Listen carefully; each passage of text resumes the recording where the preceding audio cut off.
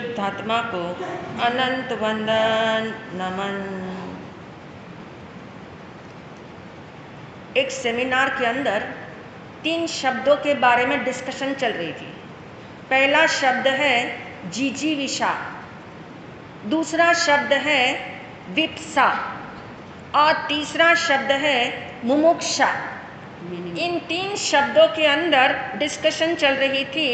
अब जिजीविषा, जिजीविषा किसको कहते हैं? लिटरेचर के वर्ड है, साहित्य के शब्द है, आगमिक शब्द नहीं है, साहित्यिक शब्द है। जिजीविषा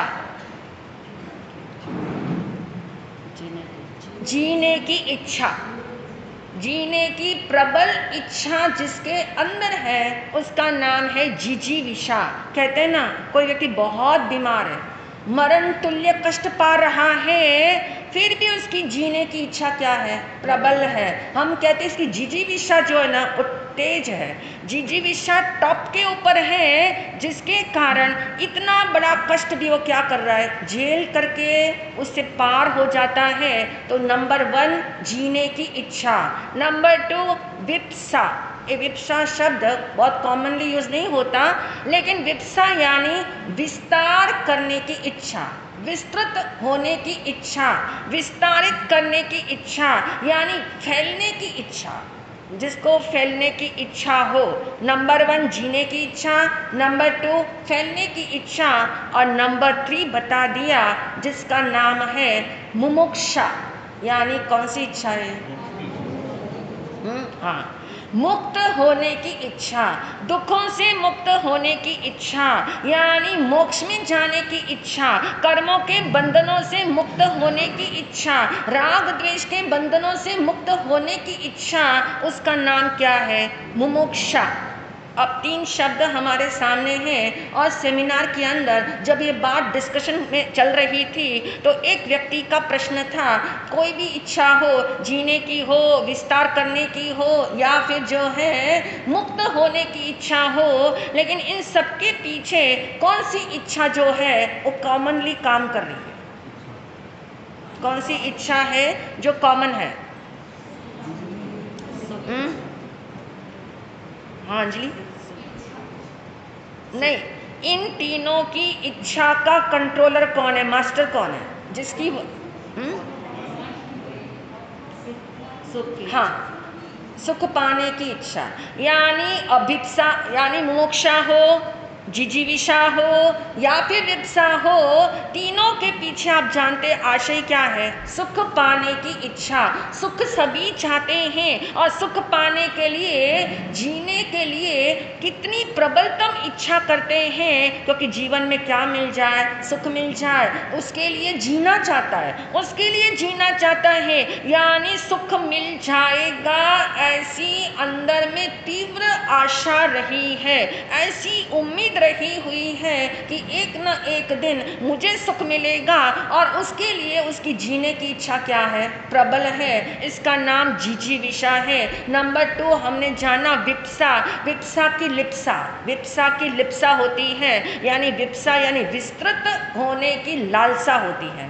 यदि आज मेरा इतना सा ही स्टेटस है, कल मेरा स्टेटस क्या हो जाए? बड़ा हो जाए। आज मैं सड़क के ऊपर कुछ सामान बेच रहा हूँ, कल मेरी दुकान हो जाए, फिर मेरी आगे जाकर के फैक्ट्री लग जाए, फिर मेरी इंडस्ट्री हो जाए, यानी ये सब क्या है? फैलने की इच्छा, विस्तारित होने की इच्छा। और आप जानते हैं जहाँ विस्तार है वहाँ गहराई होती है, जहाँ विस्तार है वहाँ भगवान महावीर ने कहा, जिस विस्तार को आप विस्तारित करना चाहते हो, जिसमें आप फैलना चाहते हो और उसके अंदर गहराई नहीं होती, लेकिन ज्ञानी कहते हैं ये विप्सा की कहना चाहिए अभिलाषा होती है, हर जीव को होती है, लेकिन क्या चीज़ पाने के लिए? सुख पाने के लिए। ये विप्सा भी हमें सुख पाने के लिए है। ये विप्सा की जो फीलिंग है उसमें भी हम सुख पाना चाहते हैं। तो नंबर 2 हो गया विप्सा, नंबर 3 हो गया मुमुक्षा। मुमुक्षा यानी मोक्ष पाने की इच्छा। ये मोक्ष पाने की इच्छा भी क्या बताती है? सुख पाने की इच्छा। यहाँ संसार में नाना विध प्रकार के दुख हैं, तो ऐसे स्थान पे मैं चला जाऊं जहाँ दुख मेरे पीछे ना पड़े, दुख मुझे बाधा ना पहुँचाए, दुख से मैं फ्री हो जाऊं। ऐसी जो प्रबलतम इच्छा है उसका नाम मुमुक्षा है। और इसलिए ज्ञानियों ने इसी को कहा, ये सुख जिसके पीछे हम पड़े हुए हैं, वो सुख कौन सा वाला सुख है? जिसके पीछे हमारी क्रेजीनेस है, जिसके पीछे हम हर चीज करना चाहते हैं, वो कौन सा सुख है?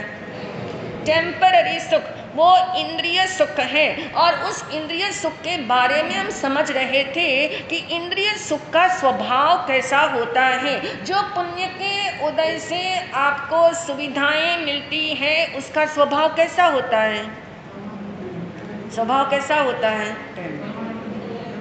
हाँ, यानी हम उसी के दोष जान रहे थे। जो टेम्पररी सो कॉल्ड सुख है, उस सुख के हमने 8 प्रकार के दोष जानने इसलिए हैं ताकि हर जगह हमें एहसास हो ये सच्चा सुख नहीं है, ये चेंजेबल सुख है। पहला दोष कौन सा था?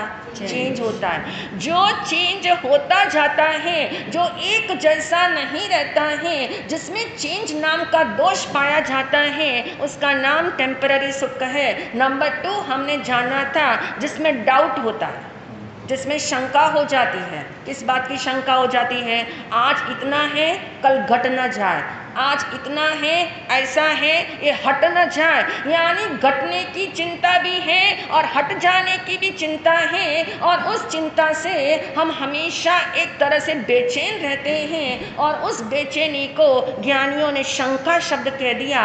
हर समय शंका बनी रहती है, डाउट पलता रहता है। नंबर 2 का दोष, जो हमारे सो कॉल्ड सुख है, उसका दूसरा दोष क्या है? डाउट। तीसरा दोष कौन सा बताया था?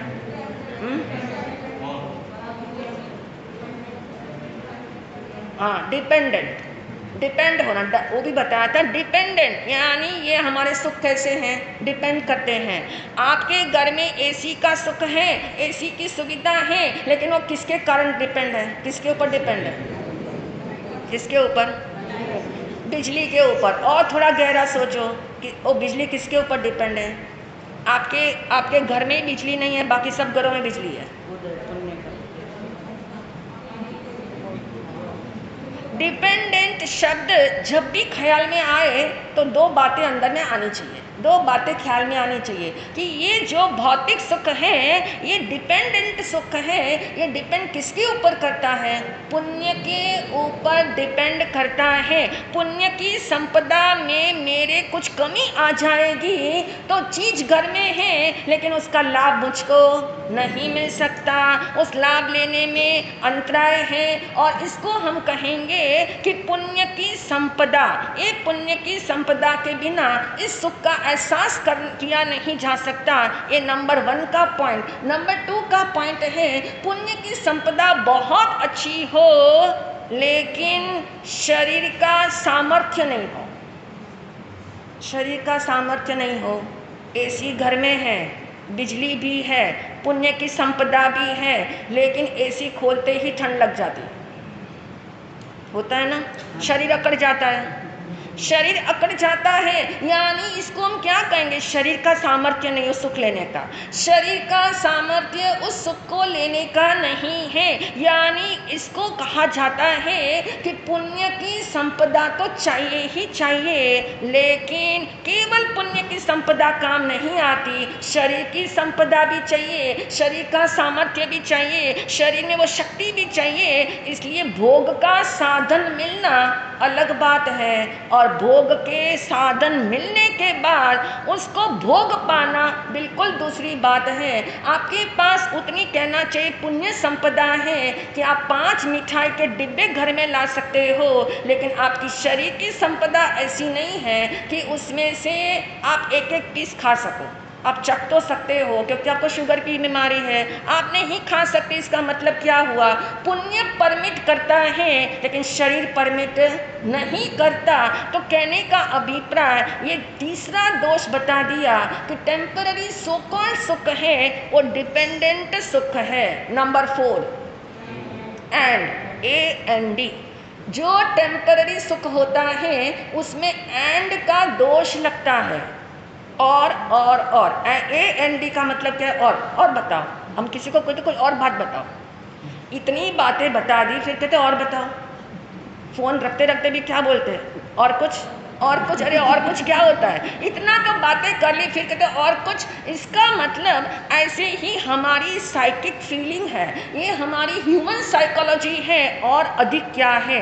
और अधिक की लालसा है। और इसलिए इसको लिए दो शब्द बताए जाते हैं। एक शब्द है संसरण और दूसरा शब्द है प्रसरण। बहुत इंपॉर्टेंट शब्द है। यदि इसका मीनिंग समझ जाओगे तो आपको इतनी हंसी आएगी अपने लिए कि देखो कैसा फन हम करते हैं अपने साथ, कैसी फूलिशनेस हम अपने साथ करते हैं, उसकी हमें जो है अनुमान लग सकता है। नंबर 1 का शब्द है संसरण। संसरण किसको कहते हैं? नहीं, स्थापना अलग है।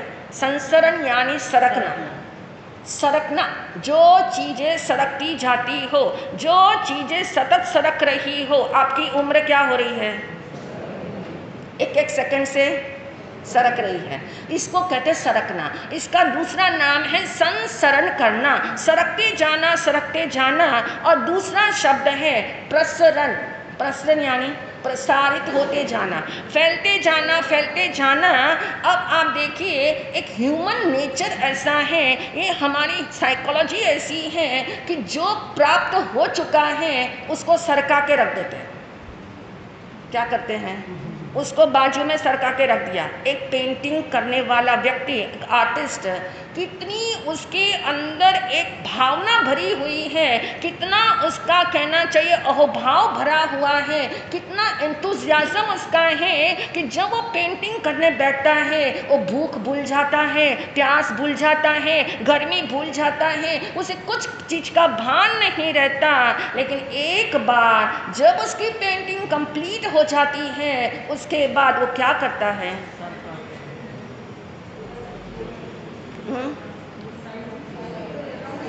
हाँ, अब वो क्या करता है? वो पेंटिंग को सरका के बाजू पे रख देता है, फिर दूसरी पेंटिंग की ओर लग जाता है। इसी को कहते हैं, जो संसार की दृष्टि से कहते प्रोग्रेस कर रहा है। क्या कर रहा है? बहुत प्रोग्रेस कर रहा है। इनोवेटिव आइडियाज़ ले दे करके एक एक चीज़ आगे बढ़ा रहा है। हम उसे प्रोग्रेसिव एटीट्यूड कहते हैं। ये बड़ा प्रोग्रेसिव व्यक्ति है, बड़ा डायनामिक व्यक्ति है। लेकिन ज्ञानी कहते हैं ये और की बीमारी जो है ये संसरण करवा देती है जो प्राप्त है, और जो अभी प्राप्त नहीं हुआ है उसमें पसरने के लिए हमें ताकत मिल जाती कि और मैं पसरूं और मेरा विस्तार हो। लेकिन ज्ञानी कहते हैं कितना ही अपना इस जीवन में अपनी शक्तियों का विस्तार कर लो, लेकिन सब कुछ क्या है आखिर में? हाँ, जो बात बाद में समझोगे पहले समझ लो। तो पहले समझ करके फिर आप प्रश्न करो, कोई ना नहीं है, पर समझना पहले चाहिए। समझना इसलिए पहले चाहिए ताकि उस पसरने के अंदर चिपकाव ना आ जाए, उस पसरने के अंदर जो कहते हैं चेंजेस होते हैं उसके लिए कभी फील नहीं आपको होगा। इसलिए कहा ये शब्द समझना जरूरी है कि जो टेम्पररी सुख है उसमें एंड का दोष लगता है। नंबर 5th नाम का दोष है END। क्या है? क्या आता है?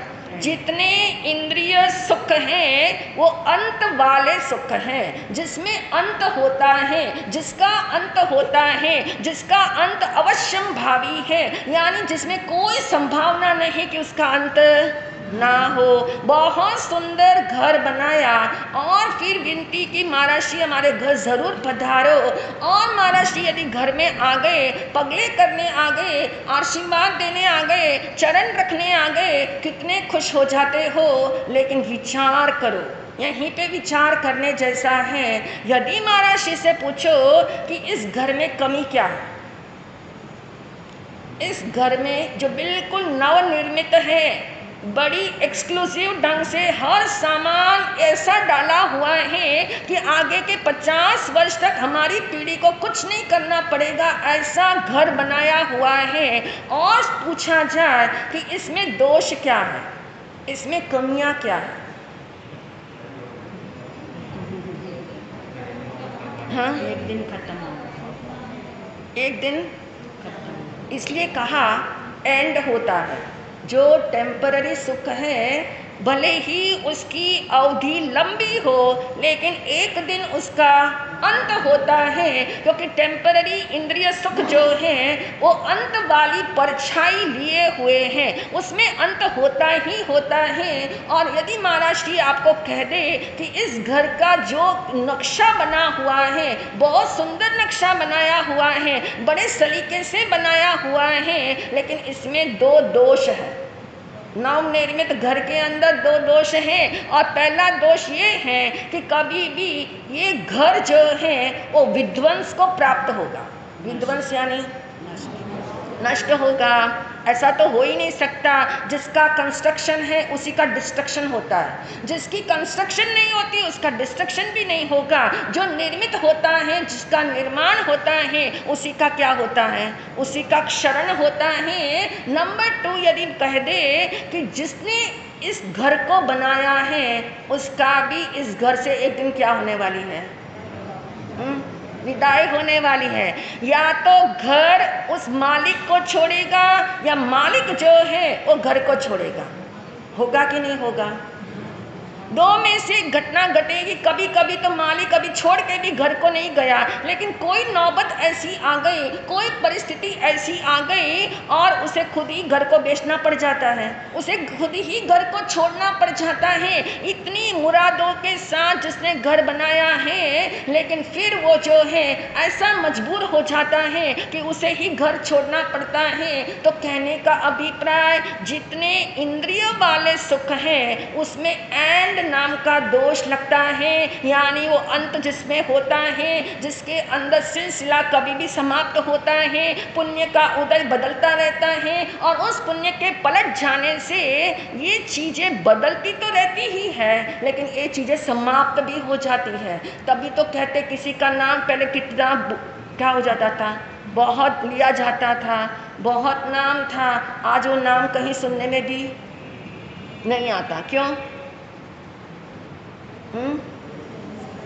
हाँ, क्योंकि जो नाम मिला हुआ था वो उसका कहना चाहिए ऐसा पुण्य का उदय था कि उसने बहुत थोड़ा एफर्ट किया और लोगों ने उसका नाम चमका दिया, उसकी नेम प्लेट चमक गई और ऐसी चमकाए रखने के लिए उसने बहुत मेहनत की, लेकिन पुण्य का उदय पलट रहा था। और उस उदय के कारण कहते पलटाने पर भी उसने बहुत कोशिश की, लेकिन फिर भी वो नाम उसका डूब ही गया, वो नाम उसका नहीं रहा। और कई वर्षों के बाद लोग नाम ही भूल गए कि ऐसा भी कोई शख्स था जिसने इतनी मेहनत करी, जिसने इतना कहना चाहिए अपने जीवन के लिए इतने अवार्ड्स प्राप्त किए। कोई याद नहीं रखता, क्योंकि public is having always short memory. Public की मेमोरी कभी लंबी होती ही नहीं है। इसलिए ज्ञानियों ने कहा हमेशा याद रखो, जितने जितने जिस जिस में हमने सुख माना है वो सुख कैसा है? अंत वाला सुख है, जिसमें अंत होना निश्चित ही है। और ये हमने END नाम का सुख दोष देख लिया। अब नेक्स्ट है जिसको जानने के बाद आपको लगेगा कि ऐसा क्या है, जिसको शब्द दिया है ट्रेंड, TREND, ट्रेंड। अब आप जानते हैं समय ट्रेंड चलाता है, समय फैशन चलाता है, समय के साथ ट्रेंड बदल जाते हैं।